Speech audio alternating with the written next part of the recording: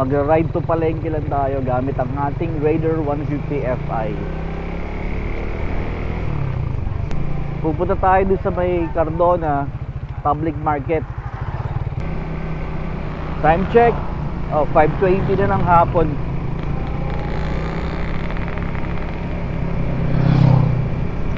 Itong Raider 150 Fi natin, sa mga ganito ko lang madalas nagagamit ito. Kasi nga, yung mga bilihan dito, no, kagaya ng Palengke, malalayo. Meron naman dito sa labas yung subdivision, pero ang problema naman, medyo may kamahalan ng konti. At saka sa Palengke, bukod sa mura na, marami ka pang pagpipilian. Yeah.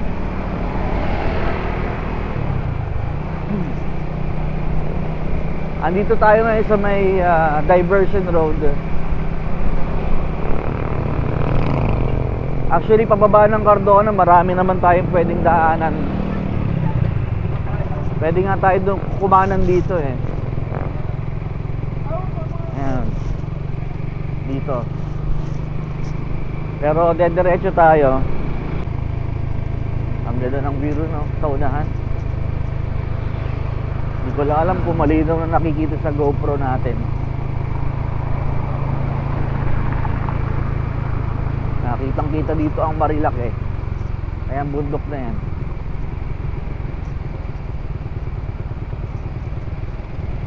Ayun, kita ko ang windmill, ang Pililya.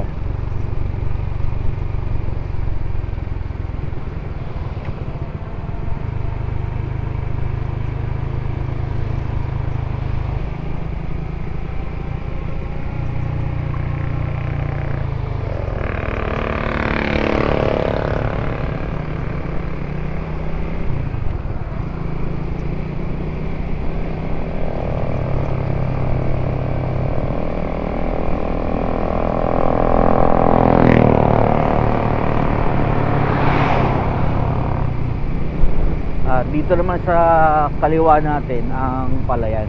Pakita ko lang sa inyo saglit mga bro.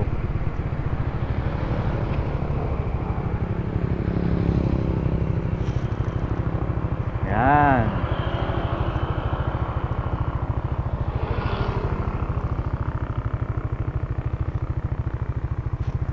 Yan, kapag ka kumaliwa, papunta na ng Panay, yung daanan na yun, dire-diretso lang. So dito tayo sa kanan.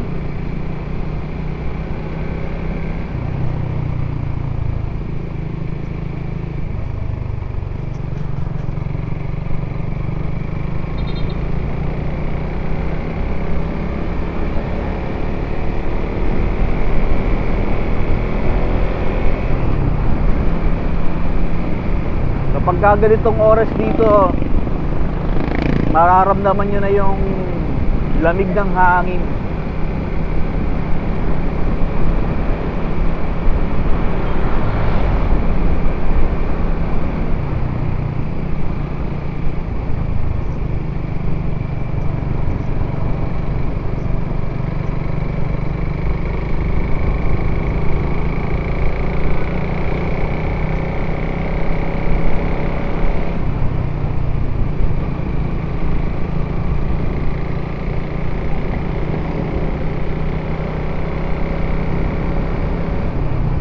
Paahon tong ating dadaanan.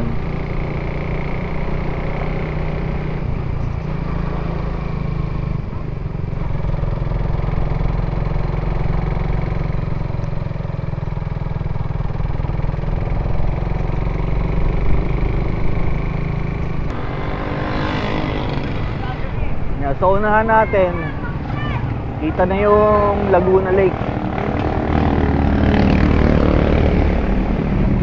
Mamaya dadaan tayo dyan sa tabi ng Laguna Lake bago tayo dumaan ng Palengke. Yan, dito tayo kakaliwa.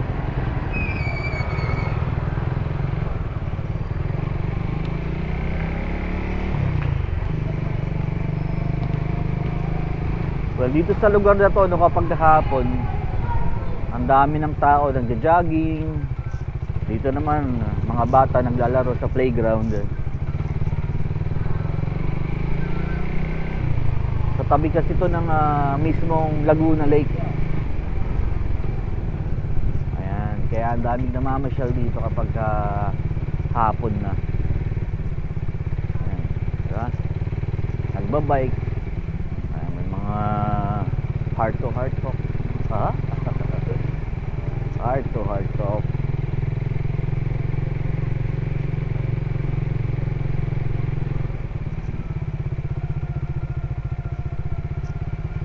Yan, dito ako madalas tumatambay kapag wala tayong ginagawa, lalo na kapag sa umaga, ano. Yan, marami na tayong isda, oh. Dami nangingisda dito.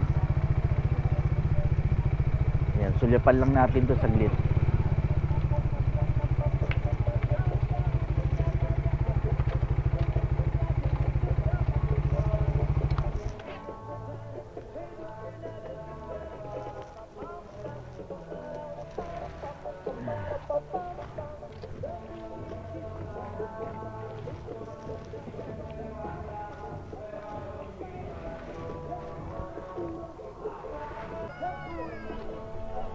Yan, ewan ko kung kita nyo mga bro, yung mga windmill ito sa unahan. Yan yung Pililla. Tapos yung bundok na yan, yan yung Hala-Hala.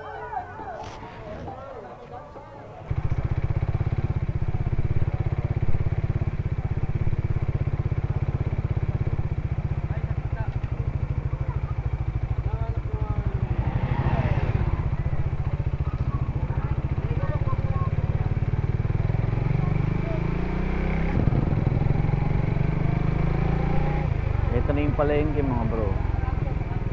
Ito sa kanan natin.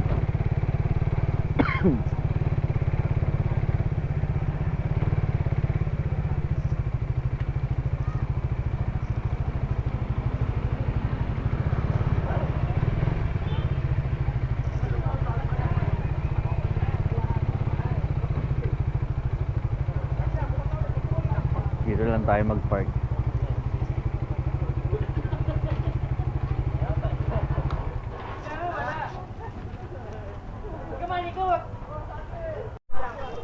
Okay, ito bubili lang tayo ng mangga, liempo.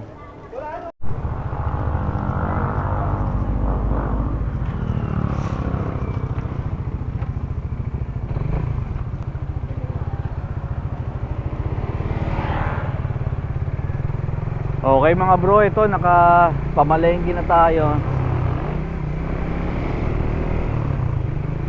Pauwi na tayo ngayon. Time check 5:41 na ng hapon.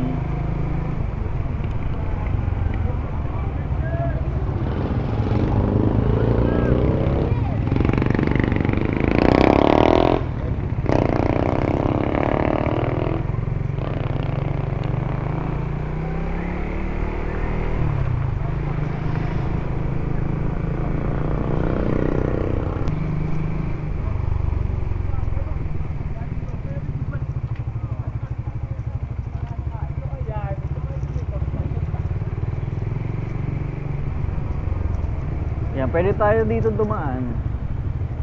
Kaso nga lang, ginagawa yung drainage dito eh. Pero ito kasi shortcut to, pauwi ng bahay. Eh, tingnan natin, baka kasi gawaan na.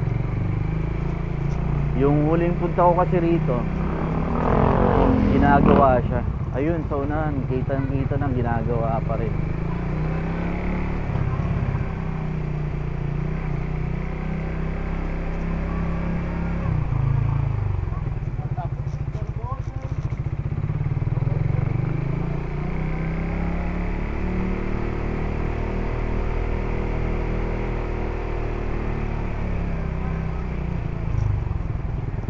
Maalikabok dito sa lugar na to, you know?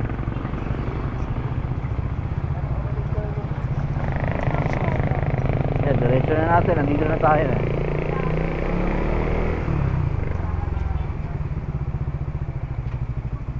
Ayan. Yun nga lang, bigayan talaga pagka dito dadaan. Ayun.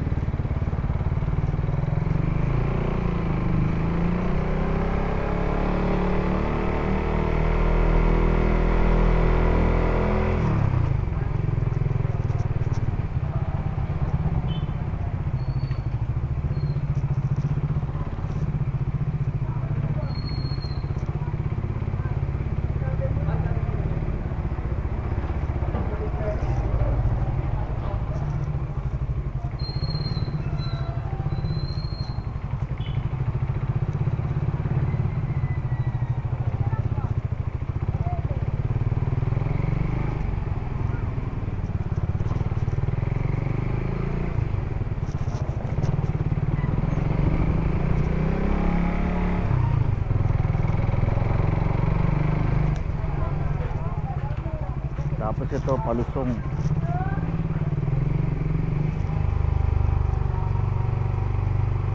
Maiksing palusong.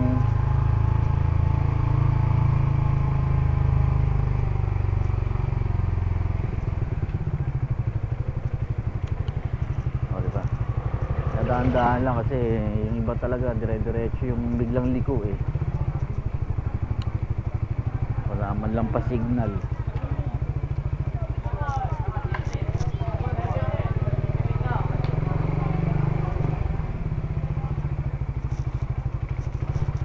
Oy, 5:46 na. Medyo dumidilim na.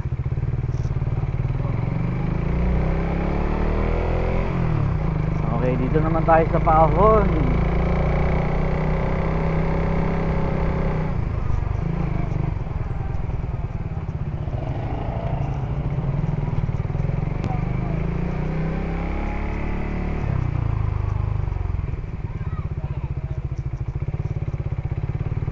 Yung hams pa naman dito kasing kulay ng asfalto. Ayan o, kaya pagka di mo talaga kabisado to, wala, tatalsik ka rito pag di ka magdahan-dahan. So ito na naman yung Paahon na maigsi pero matarik. May nakaharang pa motor sa unahan eh. Kailangan natin ng buwelo. Ayan na. Buksan na natin itong ating headlight.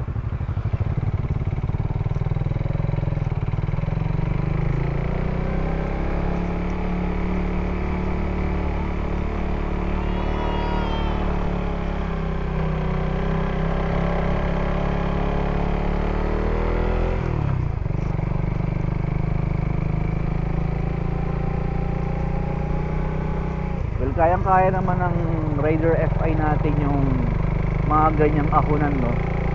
Gamit ang stock na sprocket combination na 1438. Meron kasi akong narinig, ay napanood pala, ang mamaw combination daw ng Raider FI 1441.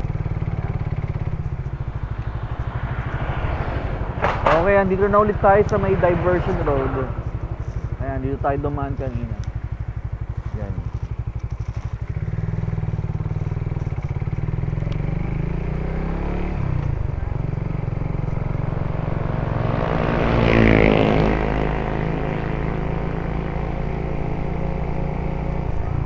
Okay mga bro, hanggang dito na lang tong ating video.